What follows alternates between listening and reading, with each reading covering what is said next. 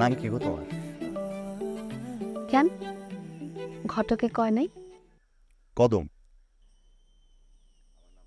আমার নাম জানো? তাইলে মাহবুব। নামের অর্থ জানো? কেমনে জানো?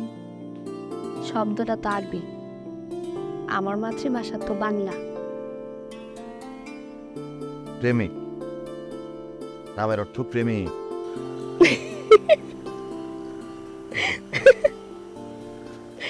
আর একটু বুঝায় বলতে হবে। হ, তাইলে তো বলতে হয় প্রথম দেখাতে আমি তোমার প্রেম করে গেছি।